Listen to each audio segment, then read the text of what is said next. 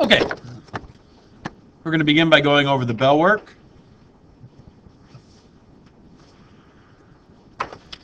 This is an inequality. Now, the one thing I need to remember about an inequality, if I multiply or divide by a negative, I have to flip my inequality symbol. I know right away, because this is a negative 2x, and the x is on one side, I know right away I'm going to have to divide by a negative, so I'm going to be flipping my inequality. First, I'm going to subtract 6. So I get negative 2x is greater than 18. Then I'm going to divide both sides by negative 2. Now, because I divided by a negative, I flip my inequality. Negative 2 over negative 2 is a positive 1. So x is less than negative 9. Find the slope and y-intercept. Have to isolate the y. This is going to be a positive 3x. 3 divided by 6 is 1/2 x plus 2. So my slope is 1/2, not 1/2 x, 1/2. My y-intercept is 2. Is that what y'all got? Yes. Bless me. Okay, this is memorization.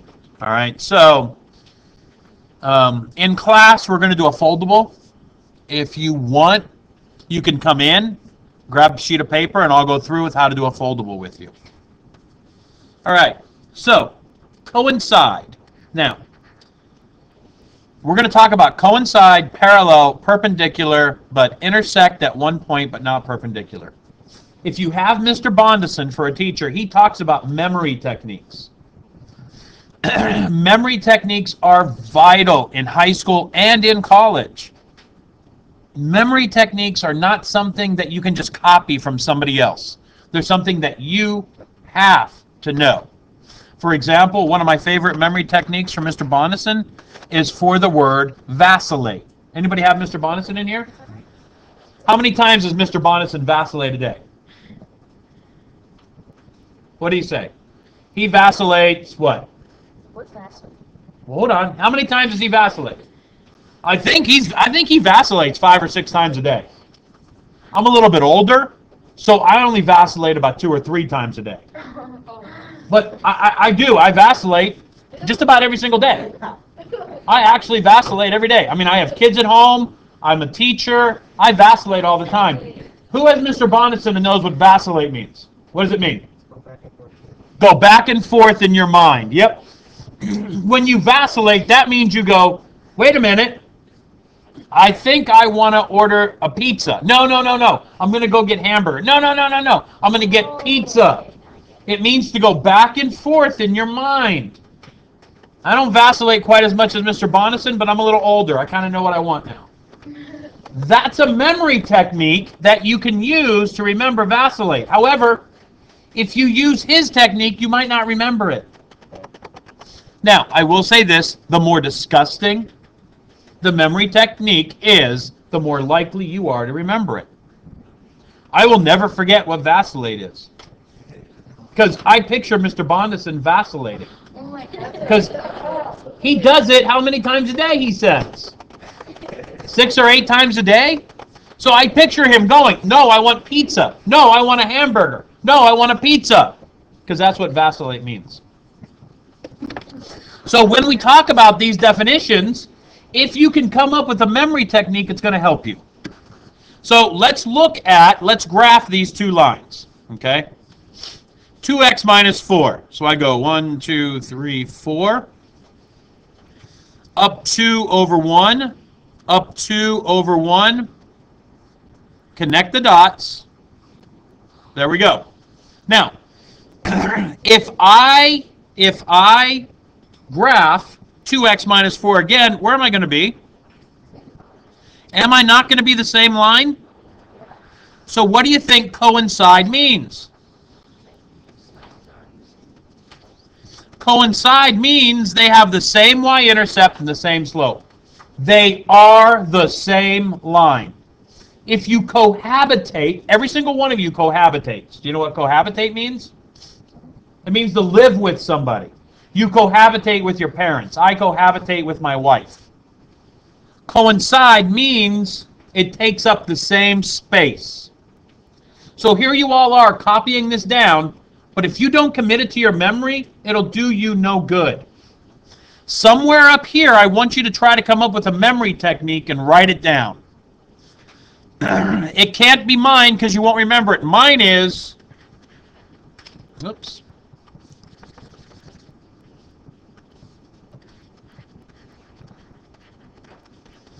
Mine is cohabitate. I know what cohabitate means. Don't write cohabitate.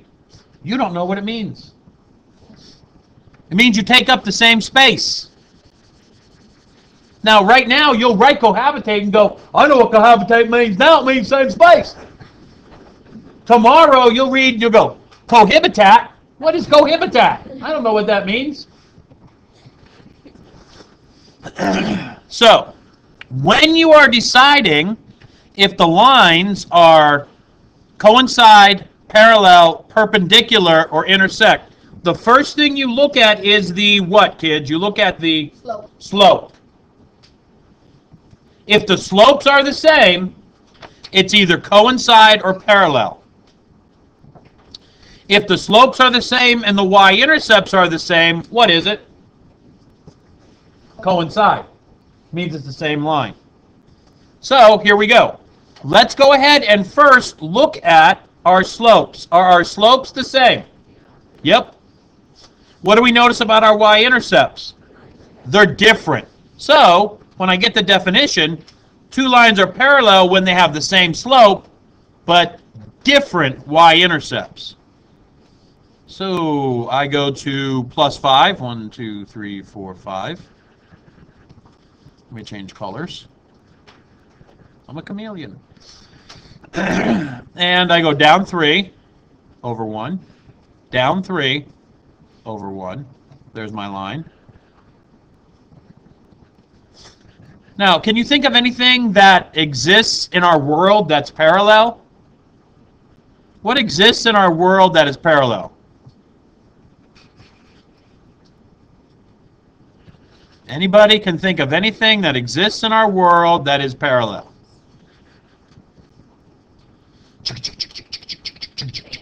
What? Trains aren't parallel, but train tracks are parallel.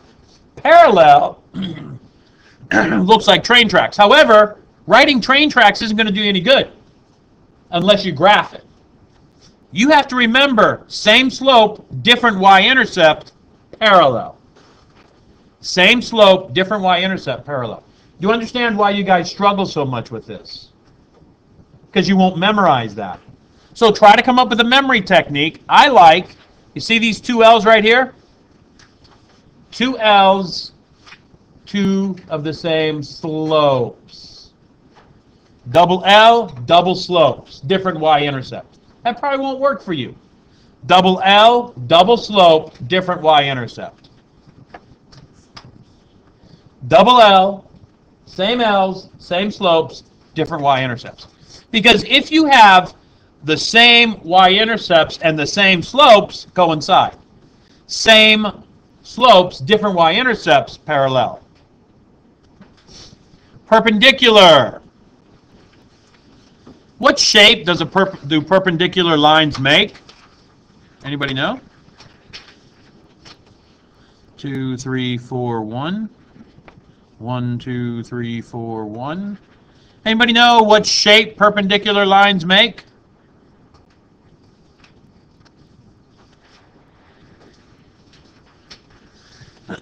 My lines aren't very straight, so it might be 1, 2, 3. It might be kind of hard to see.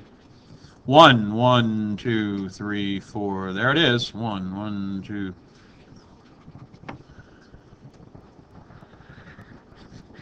You can't see that very well because my lines aren't straight. But what kind of shape is that? Perpendicular lines make an X or a cross. Perpendicular lines will make an X or a cross. Okay?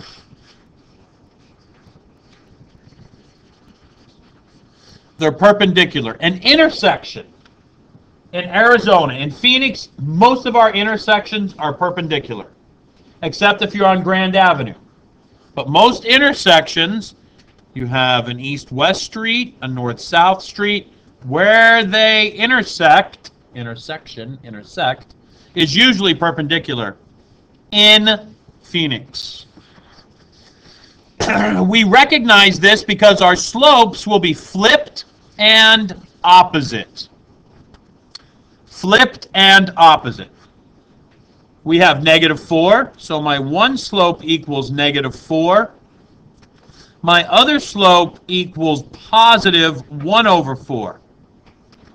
-4 is the same as -4/1. It's flipped and opposite. So all you have to look at here is your slope.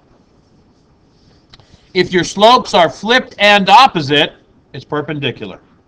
Okay? And last, intersect but not perpendicular. We can abbreviate this. Intersect but not perpendicular. And basically, if it's intersect but not perpendicular, it's none of the above. All right? Look at my slopes. Are my slopes the same? Are my slopes the same? No. Are my slopes flipped and opposite? No. They're opposite, but this is 3. This is not 1/3. So they're not the same. They're not flipped and opposite. That means IBNP. Intersect but not perpendicular. Not flipped, not opposite. Not flipped and opposite. Intersect but not perpendicular. Okay, guys, that's it. That's it. That's the lesson. All right. If you're watching this online, you weren't in class, I would ask that you please come in and let me help you do the foldable. I think it'll help you because this is pure memorization. Okay. All right. Thank you. Have a